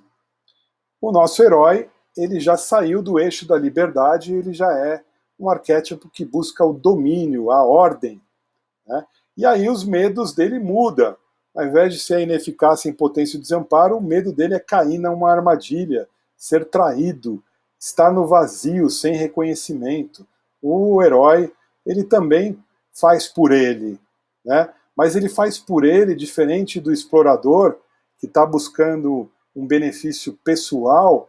O herói, ele quer também, ele quer fazer isso por ele, mas ele quer arrumar uma injustiça, ele quer corrigir algo. Então, por isso ele está no eixo da ordem e não da liberdade. Então, o herói, ele busca desafios, ele se sente ultrajado pela injustiça, e ele sempre tem uma resposta rápida para uma crise, para uma oportunidade. E as semelhanças, como eu falei, entre o explorador e do herói, eles estão muito próximos, mas o explorador busca a si mesmo nas aventuras, e o herói, ele quer se provar, superar os limites, colocar ordem no mundo. E por isso, as marcas de artigos esportivos, eles colam muito bem nesse arquétipo. E como a gente viu anteriormente lá, no arquétipo da deusa, que a marca Nike pegou emprestada, se cola muito bem para a Nike. Aqui estão as peças da Nike. Grandeza não precisa de sorte, só de suor. Encontre sua grandeza, né? Encontre sua grandeza, ego, é o seu desafio. A grandeza não te escolhe, você é que escolhe a grandeza. Encontre a sua grandeza. Aqui a FedEx, sem palavras, né? Pra gente ver, tem até um filme que eu acho que, para mim, do Tom Hanks, que é o Náufrago, que é basicamente ele fica náufrago, mas ele não deixa de entregar o pacote lá para a menina no final do filme, fazendo um spoilerzão aqui. Aqui está um carteiro indo lá no Polo Norte, no Polo Sul, entregar uma encomenda. Aqui remete ao herói também, à superação. E um post que eu fui buscar lá na Nike, já aproveitando dessa narrativa, só você pode cruzar sua linha de chegada. Parabéns, Kevin Hart, por quebrar 26.2 na maratona. Né, aqui falando, ostentando justamente essa sintonia das pessoas com a marca. O próximo arquétipo é o mago. Esse é um dos que eu mais gosto, e esse eu ajudei uma agência que precisava mudar o nome. É uma agência que atendia muito marcas de moda lá do Brás e da Moca. Eles queriam vir aqui para o lado da Berrine, da Zona Sul, para as grandes empresas, e eu fiz um planejamento de transição para essa agência, e eu adotei para a agência o arquétipo do mago. A frase do mago é o pode acontecer. Então o mago, o que ele quer? Ele quer o poder. O que é o mago, turma? O mago, ele não é o mágico da festa de criança, né? Ele não é um ilusionista. O mago é aquele cara que conhece profundamente as leis universais e conhece profundamente a si mesmo, e conhecendo as regras do interno e do externo, ele consegue fazer com que o desejo, a vontade dele seja realizada, como a gente viu no filme do Senhor dos Anéis, lá onde o Gandalf faz com que a sinergia entre os elfos, os anões, os humanos, para que eles conhecem bastante os adversários, para que essas pessoas todas cumpram os objetivos dele, que é a destruição do anel lá no vulcão. Então o mago, ele quer poder, e para ter poder ele precisa mostrar que ele conhece o meio, e que ele conhece profundamente as pessoas, e que ele se conhece profundamente. Ele também tem medo de cair em armadilhas, de traição e do vazio, né? E esse poder é justamente para encontrar a felicidade do ego, a satisfação, fazer com que as minhas vontades se realizem. Então o mago, ele vai buscar esses princípios essenciais que vão reger o funcionamento das coisas, como eu disse, né? Qual é a regra do jogo? Quais são... É muito metafísico o mago, né? Como funciona o universo? Eu sei que existe ação e reação, eu sei que existe o magnetismo, e isso eu sei que como influi na decisão das pessoas, porque a minha vontade precisa prevalecer. Esse é o mago. Então as pessoas mágicas geralmente possuem sonhos, ilusões e aspirações que muito avaliam como impossíveis e praticáveis, mas o núcleo da magia é justamente ter a visão na qual as coisas devam se encaminhar para aquilo que parece ser impossível aconteça.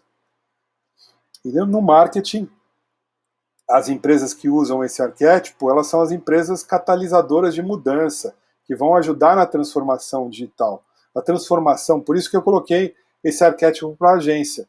Era uma agência que no discurso ajudaria os clientes a transformar a área de negócios, de vendas, né, com uma abordagem diferente, mais focada em performance.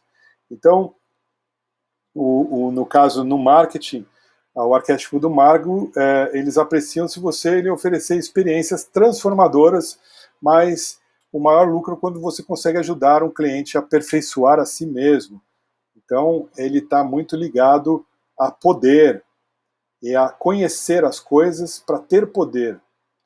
E aí, essa foi o resultado lá da minha discussão com essa agência, que ela chamava OPP, ela mudou o nome para Visia, e a Visia trazia esse nome, que é quase um palíndromo, que se você roda ele sempre está escrito Visia, que remete à visão, e ser Visia é ter visão, é acreditar que é possível construir experiências que consolidam relacionamentos entre marcas e seus consumidores.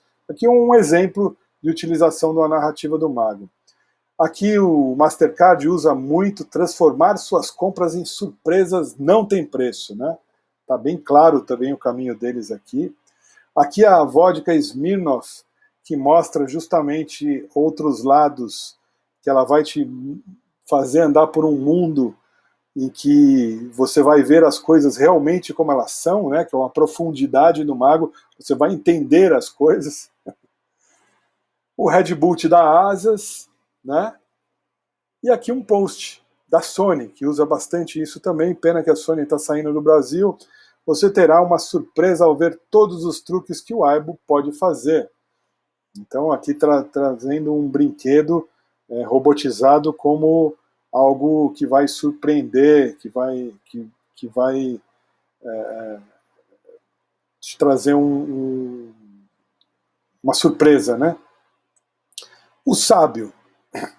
A verdade libertará você. Então o sábio ele está ali no eixo ego e ordem, e o que o sábio quer é entendimento. Quais são os medos do sábio? Cair na armadilha, ser traído e vazio, assim como o mago e o herói. E também ele busca encontrar a felicidade. Ele já está meio na fronteira entre o ego e o social aqui, né?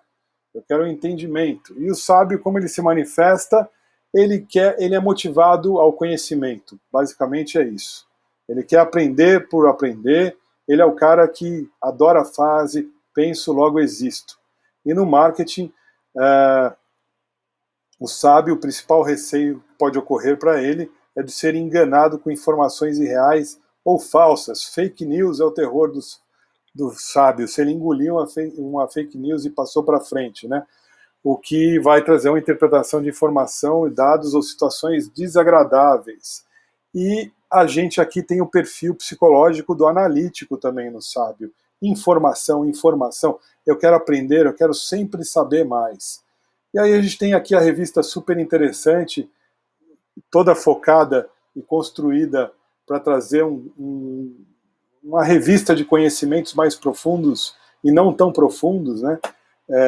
Para o sábio. Então aqui, para os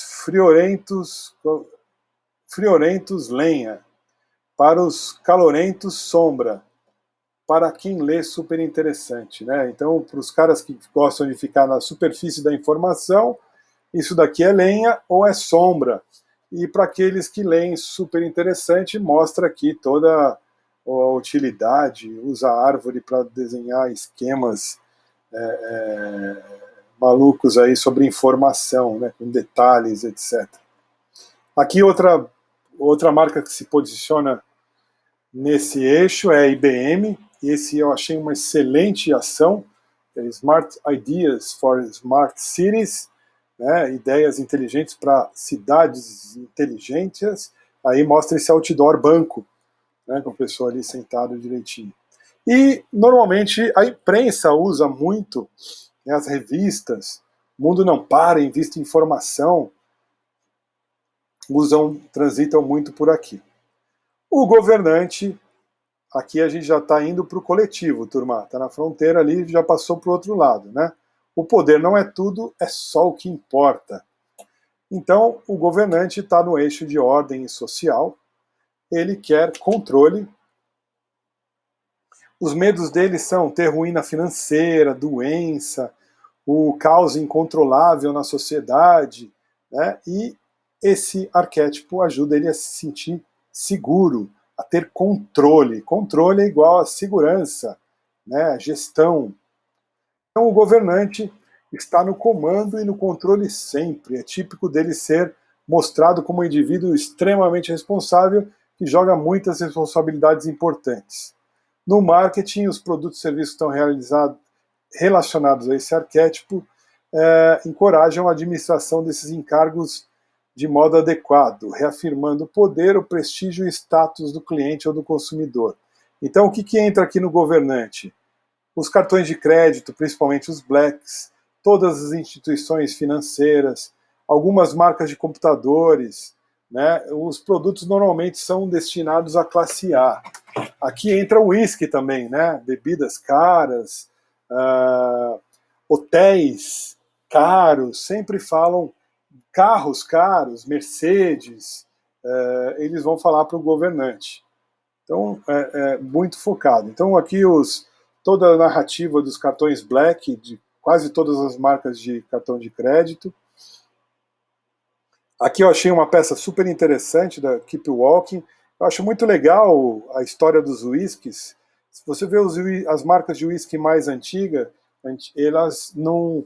Esse arquétipo não era do governante, era do rei. Era o king, né? Então, o Old Age, você pode ver que os whiskies antigos, eles trazem coroas, eles trazem aquela coisa, Idade Média na tipologia, dourada, ouro. E depois os whiskies modernos focaram no CEO, no presidente da empresa, no homem líder, né? E o Keep Walking é um desses, que traz ali uma aristocrata de cartola andando firmemente. Então aqui ele tem, essa peça remonta em que a vida dele é agitada, turbulenta, cheia de tensão, mas que quando ele quer, a linha se torna... E o Johnny Walker ajuda ele a dar uma reduzida nessa tensão. Aqui também o Mercedes-Benz, como uma marca que trabalha bastante isso, e aqui uma marca de celular dizendo, ó, Cortana, o seu assistente pessoal, remetendo o que todo governante quer, é ter pessoas servindo ele. O inocente. Somos livres para ser você e eu, é a frase preferida do inocente. Aqui o inocente, a Maggie, né, que chama essa menina dos Simpsons, eu gosto porque ela é a típica inocente, ela está sempre brigando por causas, ela quer um mundo mais correto, né, ela está sempre mandando dinheiro para as crianças pobres, e aí toda a piada surge dessa atitude inocente, mas consciente dela. Então os inocentes, eles querem segurança, têm medo da ruína financeira, do caos, da doença, e querem segurança. Eles estão no centro aqui entre ordem e social.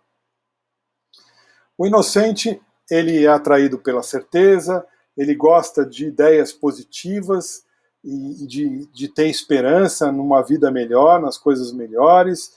Ele gosta de imagens simples e muitas vezes nostálgicas, porque aquela época dos nossos avós parece ter sido muito mais tranquila, mais segura e mais lenta.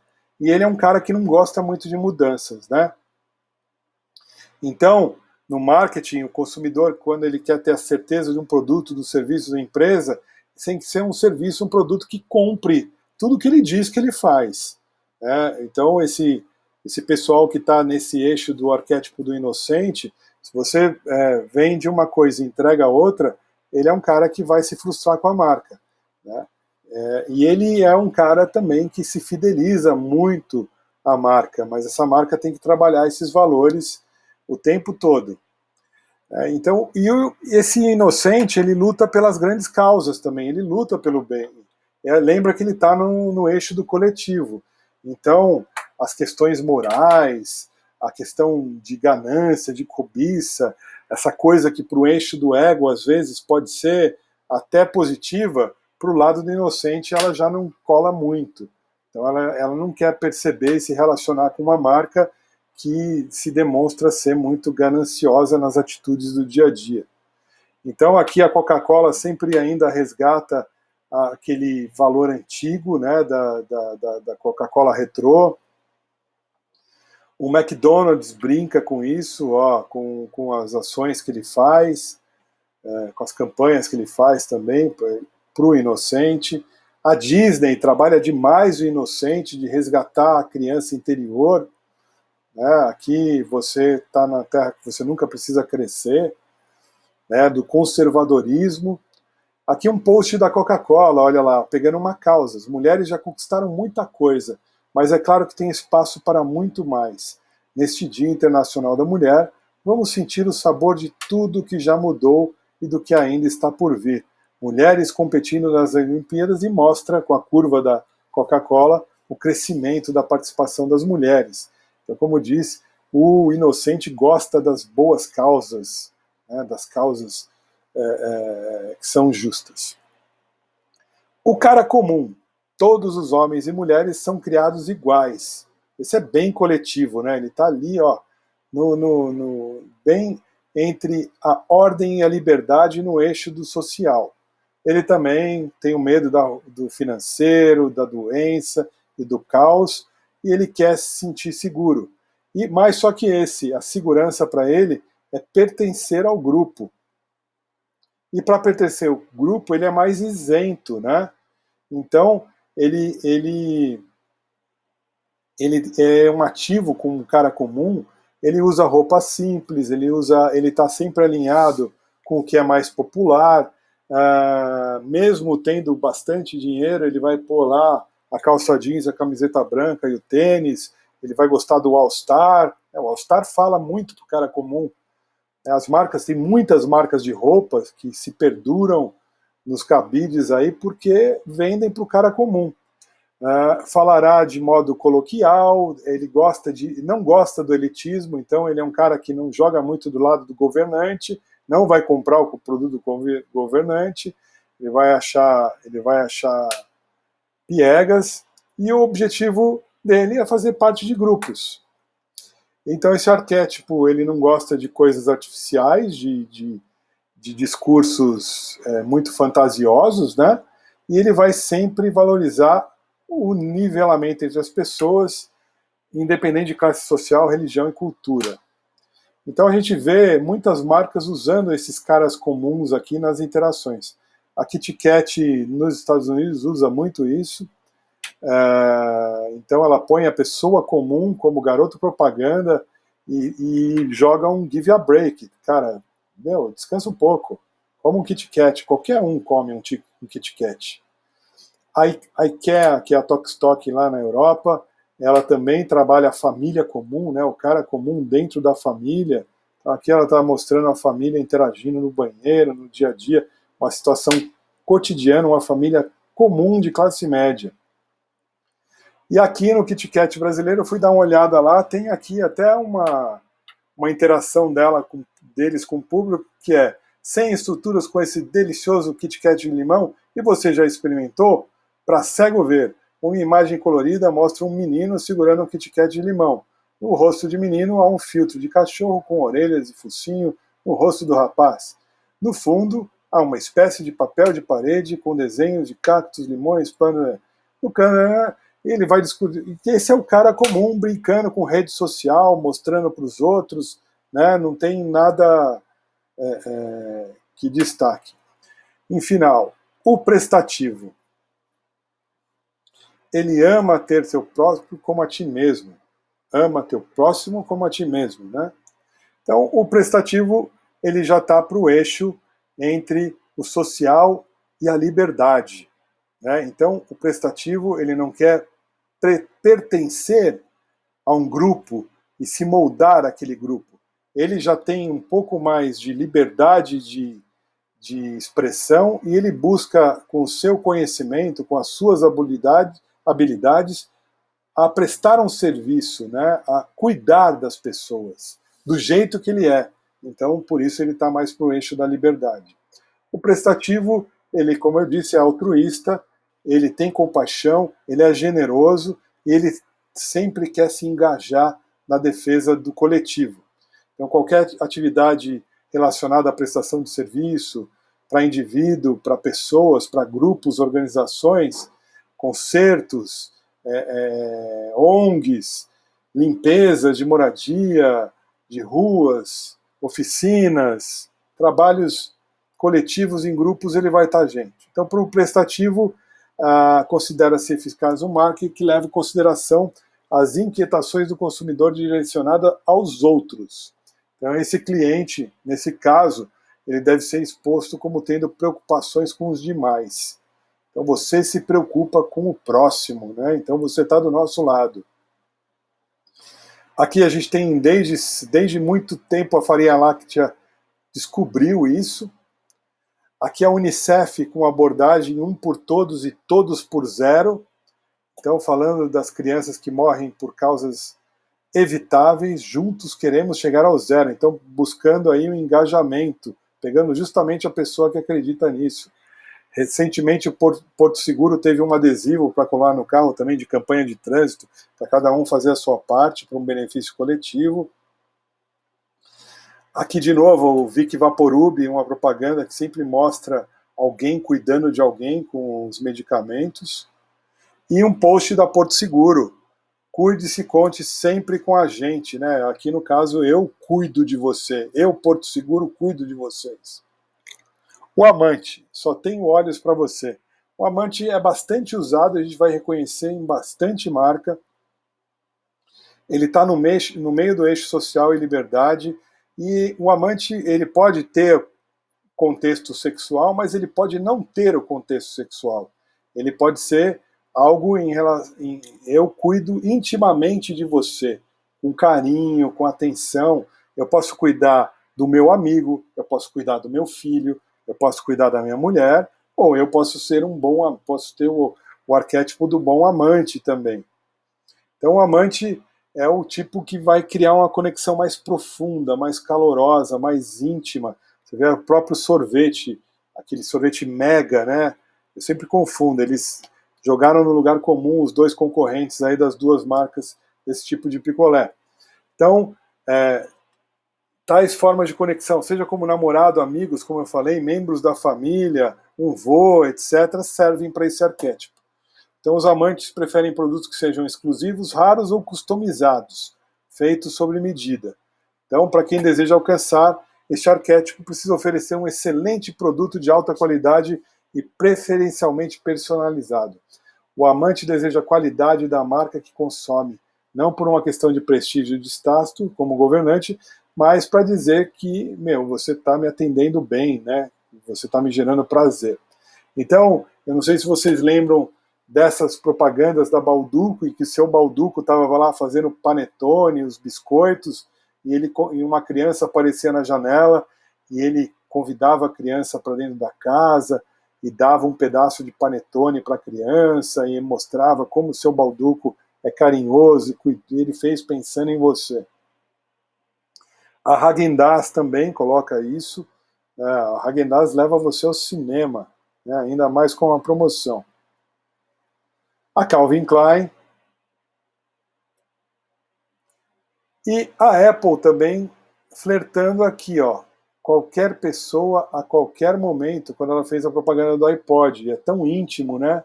Olha ó, a relação.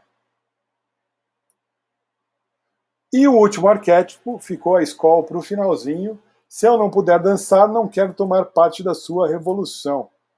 Então, o bobo da corte, ele quer ter prazer, ele quer ser feliz agora, ele quer realizar. É um nome que parece que é pejorativo, bobo da corte, mas é aquilo que me faz rir, que me faz feliz, né? Para esses três perfis aqui, os medos são o exílio, a orfandade, o abandono, ser esmagado pelas pessoas. E o que ajuda ele a ter amor e pertencer à comunidade. E nada mais do que eixo liberdade social para posicionar marcas de bebida, né? Principalmente cerveja, uma bebida da alegria, do churrasco, do carnaval. Então o bobo da corte ele quer se divertir. O desejo básico aqui é ser espontâneo, impossível. Viver o presente sem se preocupar com o futuro, recuperar o espírito brincalhão que eu perdi durante a semana. Olha que perfeito para a cerveja. Enquanto o cara comum e o amante fazem uso de autocensura para se adaptarem ao grupo, o bobo da corte ele se solta, né? Mostrando que a pessoa pode ser espontânea e admirada por isso. E o bobo da corte é o arquétipo perfeito para a bebida, como eu falei. Olha aqui as propagandas da Skol. Estufado sempre tem esse lado. Não estufa e não empapuça. A cerveja com bebabilidade. Sempre é muito pautado no humor, né? As peças. Você no comando dos melhores carnavais do país, então é diversão, é aqui e agora. A Häagen-Dazs também fazendo algumas peças aí, brincando, gerando coisas entre o criador e o bobo da corte. E aqui um post da Skol recente. Família que mora junto divide tudo, até o grito de churrasco. Bota pra fora aí essa alegria que com puro malte da leve da Skol, a diversão vai longe. Bora marcar os integrantes da casa aí nos comentários? Olha que legal esse post.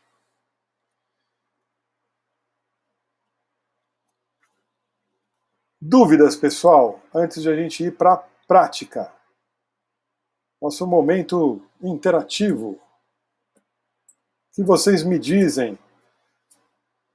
É muito pouco tempo para falar de muita coisa. Passei rápido, mas deu para pegar aí o uso dos arquétipos?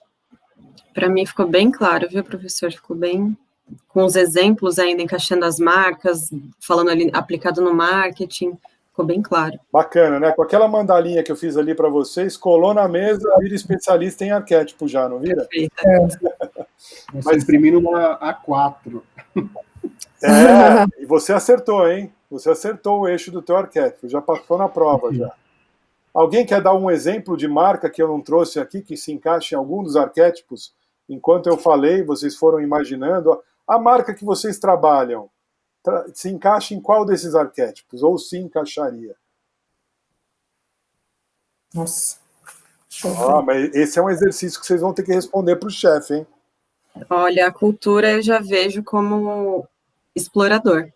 Explorador, legal. Porque a cultura inglesa, ela quer levar não só o idioma para o maior número de pessoas possível, como também a imersão cultural, né, para aquelas pessoas que buscam mais, que buscam ir além, que buscam se aperfeiçoar, enfim. Eu acho que é um bom arquétipo mesmo. Bem claramente assim no explorador. Muito bom.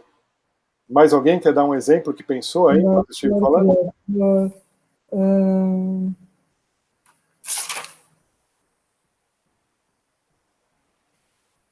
Cláudia? Você... Estou pensando aqui, o que se encaixaria? Esse professor, viu, fica colocando pressão na gente.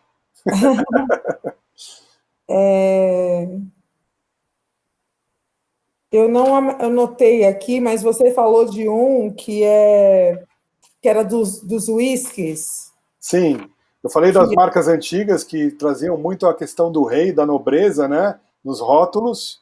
Qual que é? Eu falei um que não é nem muito bom, mas ele traz esse rótulo que é o Old Age, né? Eu não bebo, então não... Mas qual que é esse arquétipo? Esse é o arquétipo do rei e do governante, eles são os mesmos arquétipos, só que ele se evoluiu do rei para o governante, tá? Eu acho do governante. Eu acho que a Vogue se encaixaria nesse. Ela é bem elitizada, né? Acho que ela traz aí um pouco de criativo e de governante, né? Uma mistura dos dois aí. Legal. Exato. E lembra que vocês podem compor e buscar as características, ok? Uhum. Então vamos para frente, que a gente já vai estourar em 15 minutinhos o nosso tempo. A gente ficou conversando 15 minutos, vocês me acompanham 15 minutos a mais, né? Então vamos lá.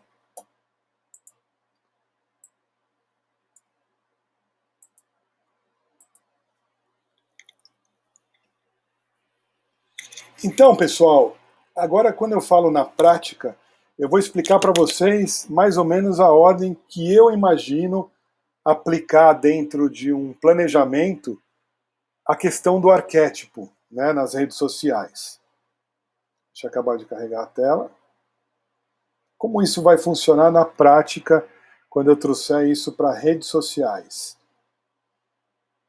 Logicamente que cada uma dessas etapas ela tem uma profundidade, mas já dou uma dica. Primeiro a gente falou lá atrás de marketing de conteúdo. Hoje o marketing de conteúdo é uma das principais ferramentas para você esquentar e construir isso. E ela é muito mais acessível, embora ela não seja barata. Fazer conteúdo regular para rede social, diferenciado, com bons redatores, não custa barato. Isso é o primeiro desconforto que as marcas que nunca existiram com marketing de conteúdo têm. Mas é infinitamente mais barato do que criar comerciais para a Rede Globo, né? Então, existe aqui o marketing de conteúdo, como diz o Seth Godin, não dá mais para sobreviver interrompendo os consumidores com a mensagem que eles não querem ouvir, sobre um produto do qual nunca ouviram falar, usando métodos que os incomodam. Os consumidores têm muito pouco tempo e capacidade para tolerar isso. A comunicação que funciona é aquela que as pessoas escolhem prestar atenção. E como que as pessoas escolhem prestar atenção? Se a comunicação é relevante. E como a comunicação é relevante? Se ela conta as histórias e fala para os arquétipos e posiciona essas histórias em cima dos arquétipos corretos. Ela se torna relevante. Então, o marketing de conteúdo é como a sua empresa vai criar, entregar e fazer a gestão de um conteúdo original, afinado com o arquétipo, e vai fazer a curadoria para atrair e reter as pessoas, os consumidores, posicionando a empresa como expert, ou adotando um arquétipo que fale para aquele comportamento daqueles públicos que a pessoa identificou. E para isso, você precisa montar uma jornada editorial, concordam? Não é só posicionar o arquétipo. O arquétipo faz parte da definição da sua jornada editorial nas redes sociais. Como eu faço isso? Primeiro, eu faço uma análise do cenário atual.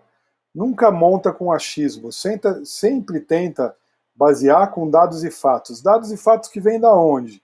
Dos relatórios de campanhas de mídia, dos relatórios do Google, que mostram lá qual que é o perfil das pessoas que acessam o teu site, ou do Google Trends, que mostra também, do Google Analytics, do seu CRM, qual que é o perfil de um entrante no seu CRM. Então, toda a análise em cima desses dados vai ajudar você a avaliar o cenário atual e ver as capacidades e competências e definir metas e objetivos.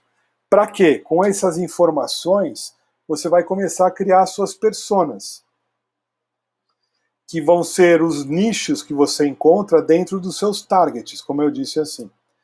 Depois, com as personas definidas, e em cima dessa pesquisa dessas personas, você vai começar a entender a essência dessas pessoas, em que classe social elas estão, é mais homem ou mulher, qual que é a idade.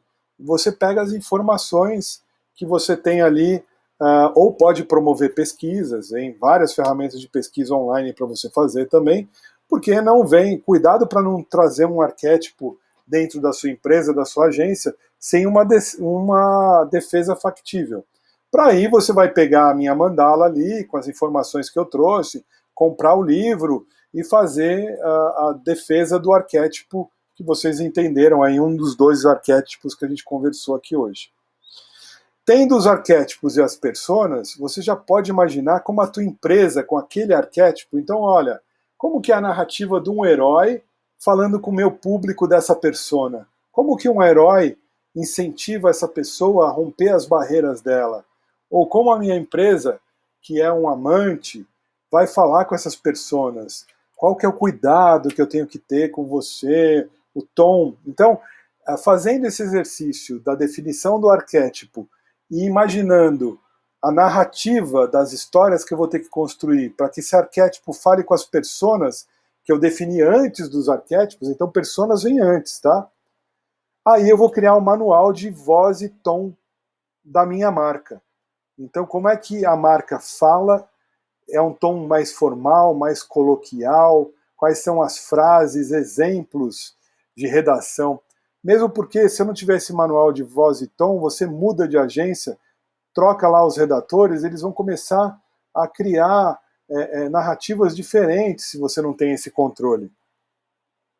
E aí, com voz e tom, e junto com o posicionamento da marca, você completou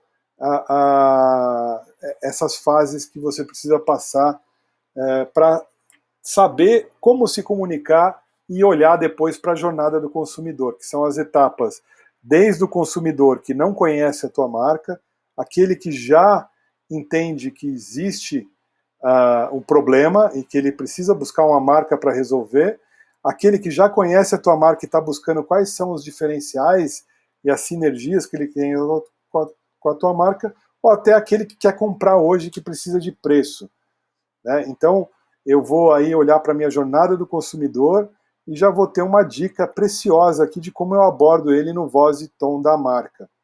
E essa construção de persona é justamente você criar uma ficha para você direcionar um pouquinho a sua comunicação e ela ser mais humanizada. Então você vai justamente criar uma ficha que vai além do targeting, que vai resumir atitudes, comportamentos, expectativas, né? Você vai criar mais de uma persona, você vai criar 5, 10 personas aí, dependendo do tamanho do investimento de marketing. Você vai auxiliar essas pessoas a você acertar mais na segmentação dos seus mercados, né?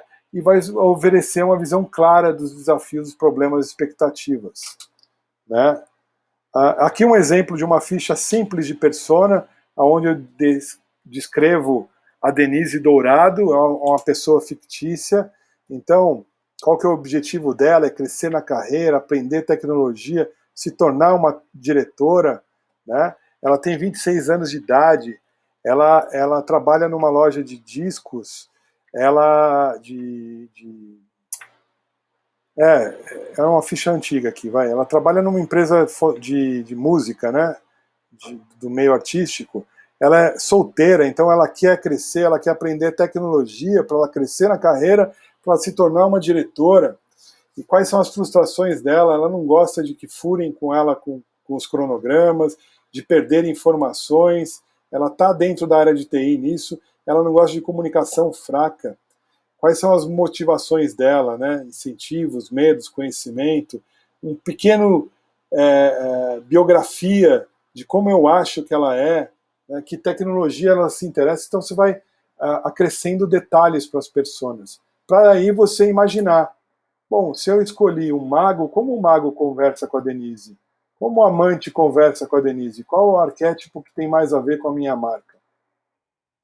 Então, justamente, o arquétipo é o que sustenta o tom e a voz e o tom da marca quando eu olho das pessoas conversando com os arquétipos. E é o que vai ajudar eu a descrever o propósito da marca, colocar o valor de propósito para a marca também.